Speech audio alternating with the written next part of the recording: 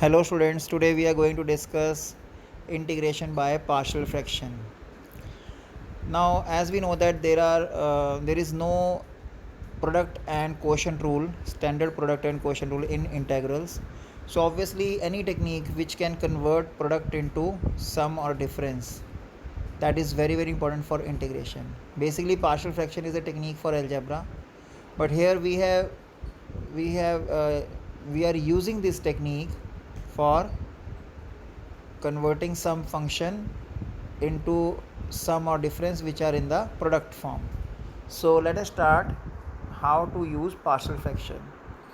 So we can classify partial fraction into four major parts, like one, when denominator contains linear and non-repeated factor, like this, both factors are different. Then second, when denominator contains linear and repeated factors, it may contain non-repeated also, but it is sure that it is containing repeated factor like square, cube, etc. Because x minus b whole square can be written as x minus b into x minus b. So this one. Next is when denominator contains quadratic factor, and by quadratic factor we means a factor which can't be reduced into linear factor, like this can be reduced into linear factor, so this will come into first category. But a factor like 1 upon x square plus 1, this is a quadratic factor as it can't be reduced into linear factor. Similarly, a factor like 1 upon x square plus 3x plus 2, this will be counted as linear factor because it can be factorized into linear factor, like this. Now last is some special type. These are collection of some 4 to 5 questions which are very important and different from these three. So we will discuss this later on. So let us discuss first type, 1 upon x minus a into x minus p. And let us consider one example, dx upon x minus 2 into x minus 3. Now I am removing integration sign because I am treating this as a separate in a separate way, and then we will integrate this. So either you can see this step as taking LCM, or I strongly recommend that multiply both sides with this denominator, because this will obviously clear all the confusion. Otherwise it may possible when you take LCM in variable, so you may do some silly mistake. So it depends upon you. So I will recommend that always perform this step, that multiply both sides by this denominator. So left hand side is 1, right hand side is a into x minus 3, because x minus 2 will be cancelled out, and then b into x minus 2. Next is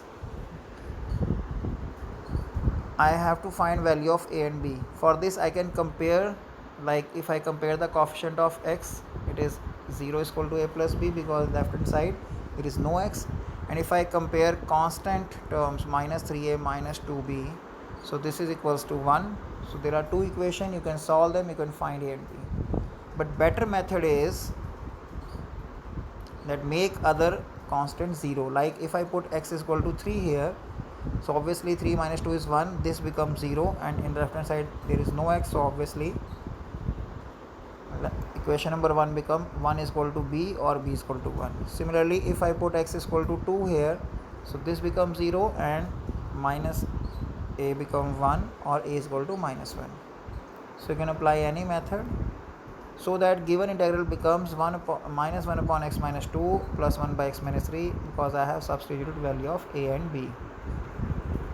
Then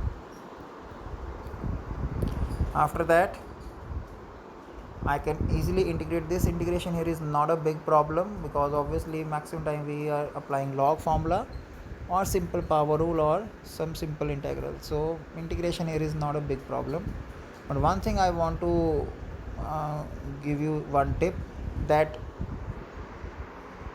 suppose if after simplification of partial fraction we are having 1 upon 2 minus x, and if you are integrate this, then it is ln of 2 minus x upon minus 1. Remember that dividing the derivative of 2 minus x in the denominator. So or if you have 1 upon 2 plus 3x, so obviously its integral is ln mod 3x plus 2 upon 3. So remember these small steps, otherwise integration is very simple. So you can apply the property of log, or you can leave answer up to here. Now in next question I am having one polynomial in the numerator. Initially in first question we have only one in the numerator, so this time we are having polynomial in the numerator, and in the denominator we are having 3 factors. But there is no change in our strategy, we will proceed the question like that. So how, let us see. So I am removing integration sign. So there are 3 factors, so I will write a upon x minus 1, b upon x minus 2, c upon x minus 3. Again I am multiplying both sides by this denominator. So obviously in the left hand side there is only 3x minus 1, and in the right hand side there are obviously cancelling. After cancellation of common factor we will be left with equation number 1. Now if I put x is equal to 1, these two will be vanished and I will get value of a. Similarly by putting x is equal to 2 I will be getting value of b, and by putting x is equal to 3, x is equal to 3, I will be getting the value of c. So that after putting value of a, b and c, this fraction becomes this, and its integration can be done very easily. So next question you can try at your home.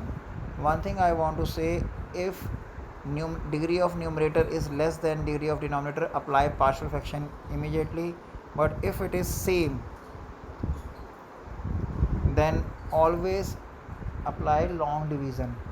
If it is same degree of numerator and denominator, or degree of numerator is greater than degree of denominator, then apply for long division first. Now let us do next question. So substitution can't keep itself away from us, so again it is substitution now. So putting x square as t, in the numerator is 2x dx dt. So after dt it is dt upon t plus 1 t plus 3, and after that you can handle this by using partial fraction.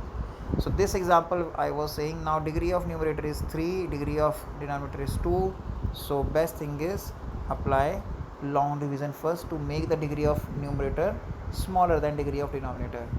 So after long division we have to write the fraction as q plus quotient plus remainder upon divisor form. So I have done this. After that 2 integral are there. First integration can be done in partial fraction, by power rule, and in second we can apply partial fraction by factorizing the denominator. So this you can do. So I am leaving this up to here. Next question is very interesting. We can multiply divide by x cube. Why multiply divide by x cube? Because that will make this x as x raised to the power 4. Second thing, derivative of x raised to the power 4 contains x cube, so I can easily put x raised to the power 4 as t. So derivative is x cube dx is dt by 4. After that it can be done by partial fraction.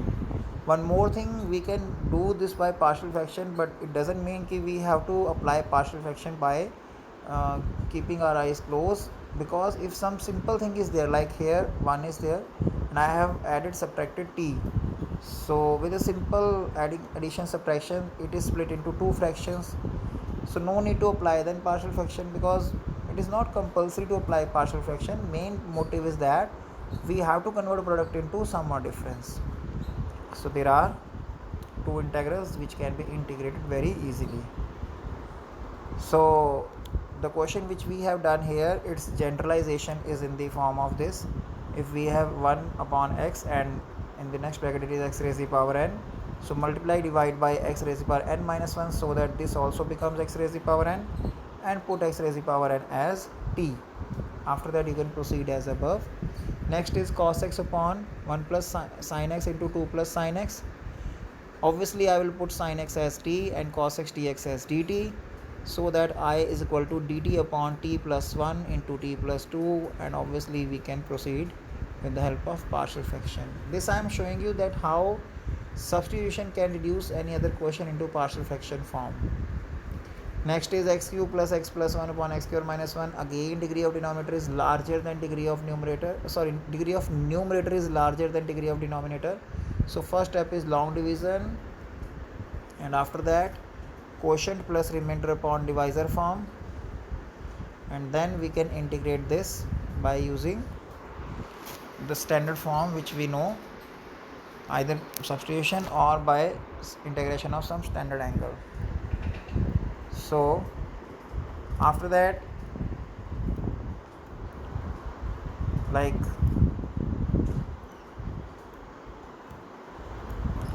dx upon sine square x plus sine 2x. Now this is a kind of quotient which doesn't look like partial fraction quotient. So sine 2x can be written as 2 sin x cos x, then sin x is common, then dividing numerator denominator by cos square x, so it is secant square x in the numerator, and in denominator 1 cos x is given to this sin x and 1 cos x is given to this bracket, so that sin by cos become tan, and in the bracket it is sin x by cos x, which is tan x, plus 2 cos x by cos x, which is 2 only. Now clearly I can put tan x as t, secant square x dx is equal to dt, and after that I can multiply, divide by 2, add, subtract t, so no need to apply partial fraction, and then we can split the fraction, and after that integration can be done very easily. So that's it. So I hope you have got these questions. Okay, that's all for today. Take care, have a nice day, thank you.